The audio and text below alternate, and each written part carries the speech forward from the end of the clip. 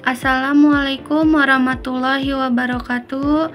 Saya Aisyah Anggi Sarafina. Di sini saya akan menjelaskan presentasi dasar-dasar pemrograman yang diajarkan oleh Bapak Ihsan Maulana Eskom MTI. Selanjutnya di sini saya akan menjelaskan konsep dasar dan pengantar pemrograman.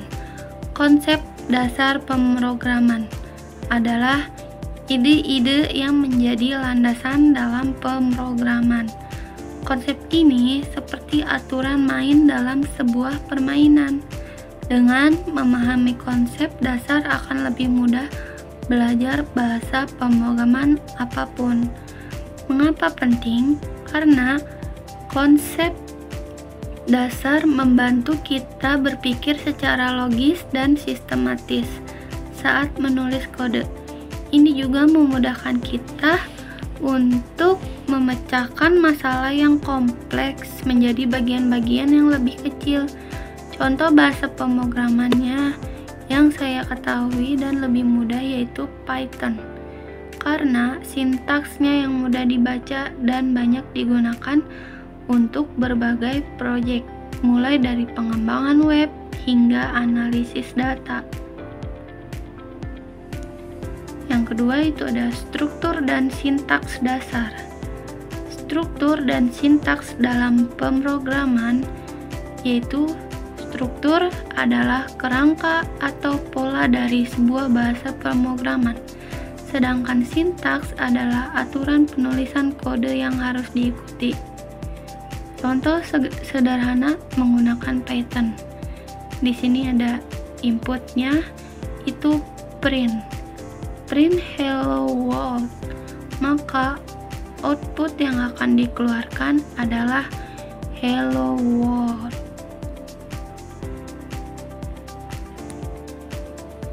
Selanjutnya ada logika pemrograman dasar. Logika pemrograman adalah dasar dari semua pemrograman.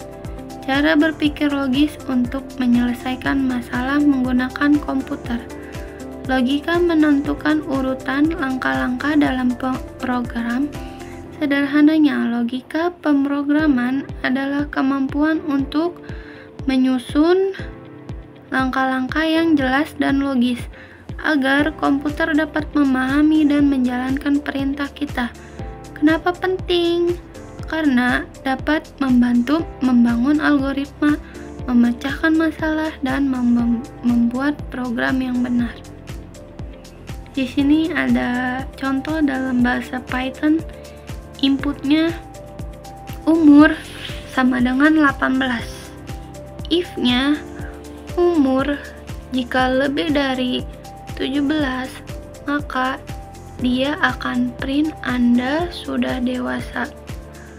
Sedangkan else jika if umurnya itu kurang dari 17, maka dia akan print Anda masih di bawah umur.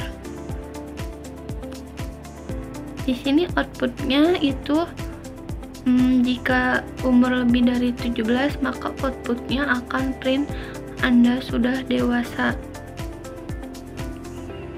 Form dan input pengguna. Form adalah alat untuk mengumpulkan data dari pengguna, misalnya nama, usia, atau nomor telepon. Contohnya form dari bahasa pemrograman seperti HTML digunakan untuk membuat form pada halaman web. Ada juga Python dan juga PHP bisa, dan banyak deh.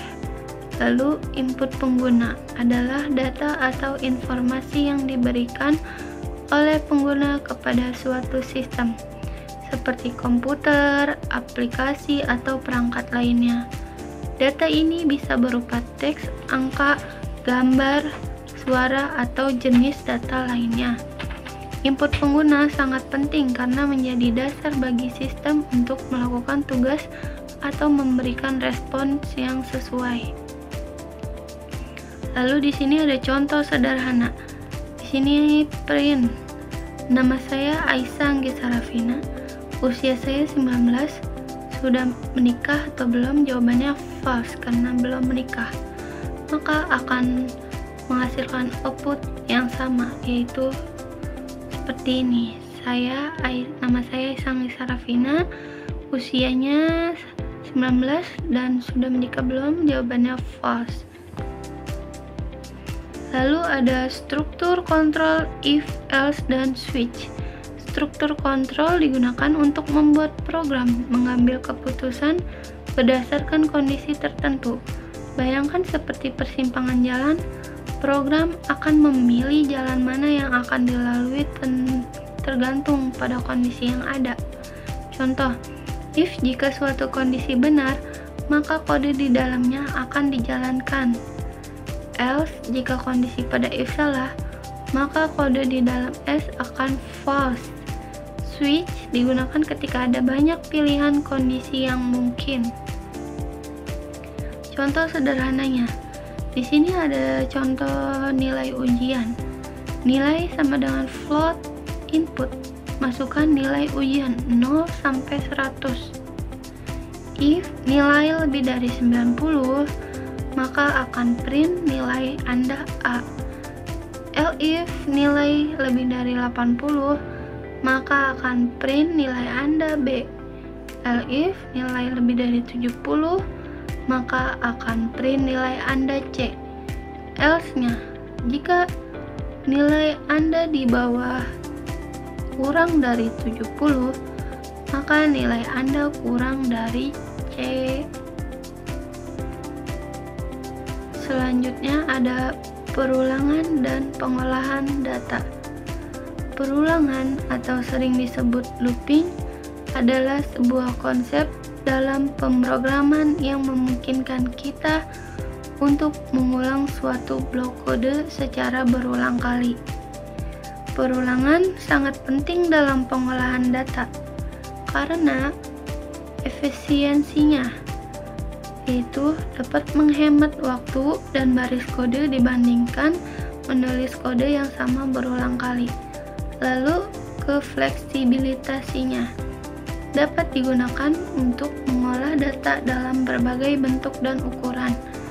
Lalu ada otomatisasi tugas-tugas yang berulang dapat diotomatisasi, mengurangi kemungkinan kesalahan manusia. Sini ada contoh sederhana. Yang pertama itu hitung sama dengan 1, will hitung kurang dari 10, titik print perulangan ke semuanya, yaitu hitung tambah 1.